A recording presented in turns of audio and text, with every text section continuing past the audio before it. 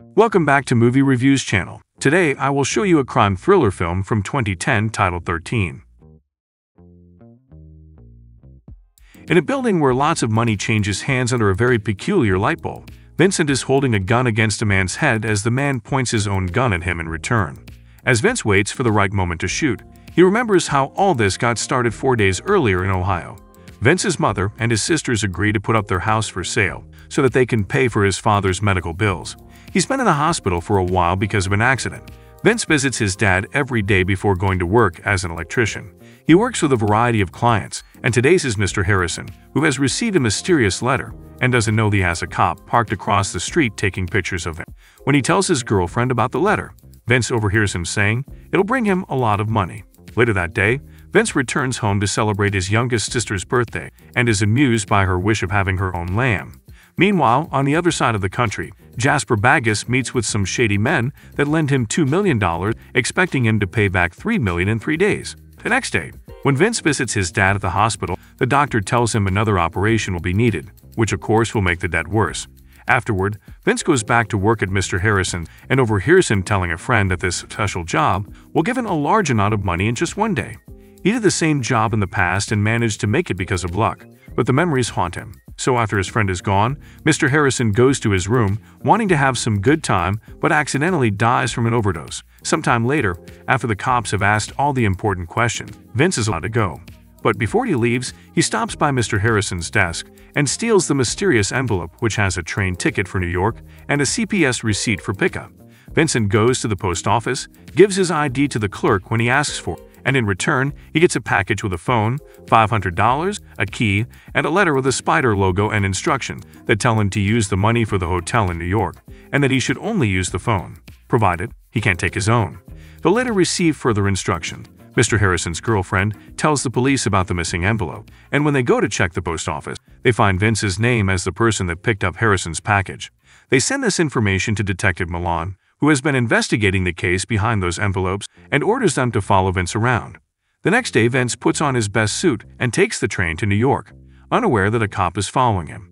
He makes it to the big city and stays in the hotel as the instructions said, and later, in the middle of the night, he gets a call on his new phone. Pretending to be Harrison, Vince receives new instruction, which he follows to a T the following day.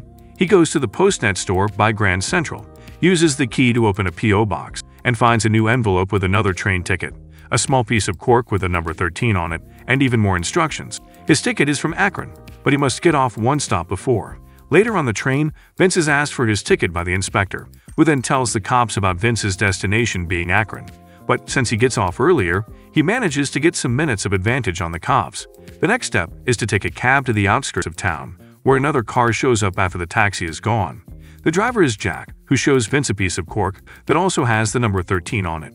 After Vince shows his own, Jack calls him over, takes the phone, and takes him away in the car. Milan and the cops arrive seconds later after asking the cabbie to take them there, but it's too late. There are no clues for them to follow. Moments later, Jack takes Vince to an old shack in the middle of the forest. Another woman there gives Vince new plain clothes to wear and inspect his old ones, getting sure he hasn't hidden anything in them. They go as far as cutting off the heels of his shoes. Then Vince is driven to another location, this time a huge mansion filled with rich people. There, Vince meets his patron Joe, who obviously can tell he isn't Harrison. Vince explains that Harrison is dead and he took his place, and Joe sees no choice but to let him play if he doesn't want to get in trouble with the other patrons. Meanwhile, downstairs, there are a lot of bets happening, all of them with high amounts of money. Jasper arrives and bets on the participant he patrons, number 6, and Joe bets on Vince, who has been assigned number 13. The competition everyone is betting on turns out to be Russian roulette. Vince is given a gun and he must stand in a circle with the other participant, who are all wearing black t-shirts with their numbers. Each man is given 1 bullet. After making their barrels roll, they must point their gun at the person in front of them, while they're pointed it from behind. Then, they must wait for the light bulb with a spider logo on it to light up. That's the signal for them to shoot. Anyone that survives passes to the next round. Vince is incredibly nervous and needs Jack's help to load his gun. When the bulb finally lights up, a few men die, but the round isn't over yet. Vince hasn't shot his gun. Security comes over and threatens him with getting shot too if he doesn't follow the rules. So Vince gathers as much strength as he has and finally fires his gun. Thankfully, the guy in front of him survives. After the first round is done, Joe talks to Vince privately and tells him to man up. Joe also begins taking bets from the patrons that lost their men, and Jack offers Vince some morphine, which he turns down. Meanwhile, Patrick Jefferson, who is participant number 17, talks to his patron, Jimmy, telling him he'll pay him 50 times more if he gets him out of here. Jimmy doesn't understand why Jefferson is participating in such a competition if he has so much money. So Jefferson tells him his story. He used to be in jail until one night they made him dress up to then lock him in a box that was shipped to this mansion. Jefferson was in the box for a whole 2 days, but Jimmy isn't moved by this tale and says he can't help. Jasper is also getting some extra bets on his participant, who happens to be his brother Ronald in Vegas. Until very recently, Ronald had been in a mental institution, but Jasper took him out just so he could be his player. The second round begins, and this time each gun will have 2 bullets in them. Half of the circle dies, and Vince survives by sheer luck. The guy behind him didn't even have time to shoot. There is a moment of surprise when number 16 suddenly stands up again, but when the doctor checks his injuries, he declares him incapable of continuing. So security shoots him for good. Participant number 11, Pons, has a mental breakdown, so his patron Schlendorf tries to calm him down with a motivational speech, but it isn't very helpful. Jefferson has another chat with Jimmy, telling him more about his past. He went to prison for robbing a truck, but before he was captured, he hid the money somewhere safe.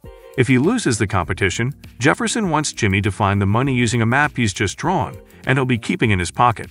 Jimmy can keep half of the money if he sends the other half to Jefferson's son, who is also in jail, and Jimmy accepts the deal while collecting more bets.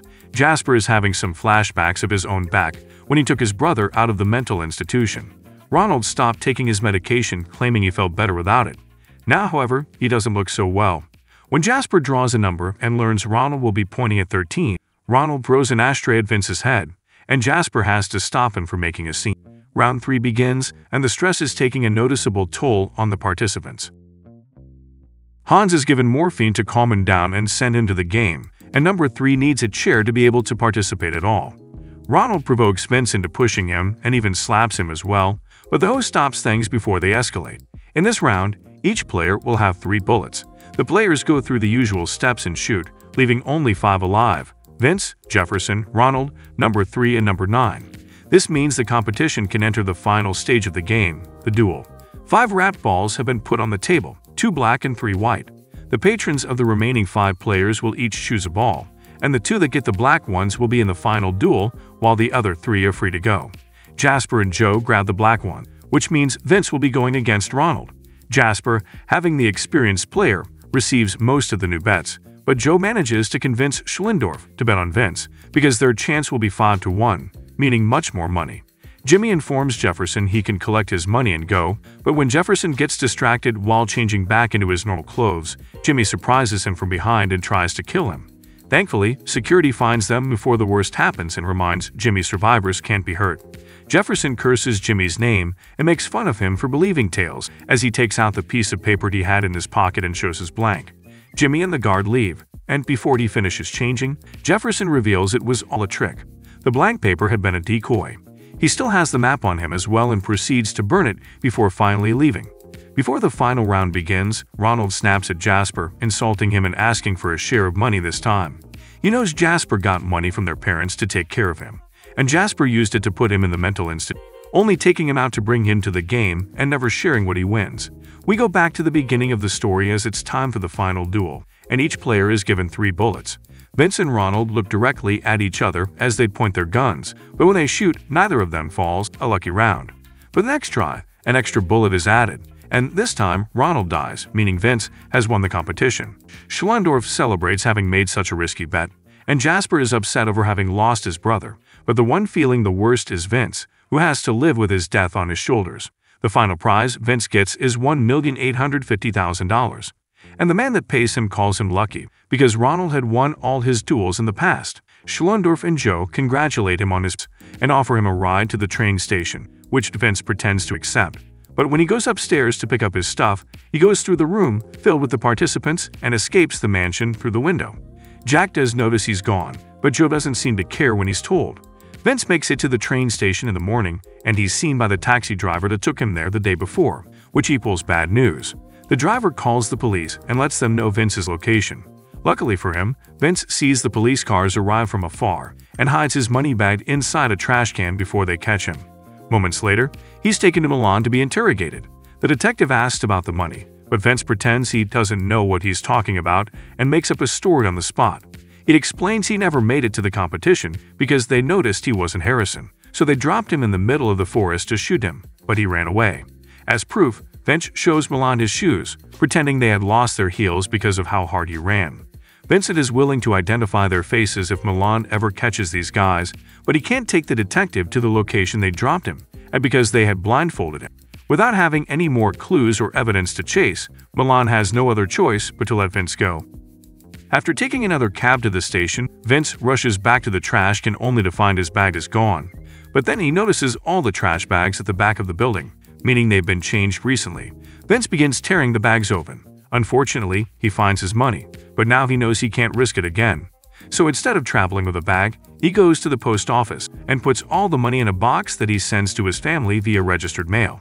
Afterward, he calls his mom to warn her about the package so they can be sure there's someone in the house tomorrow when the mailman arrives. Then he takes the train to New York.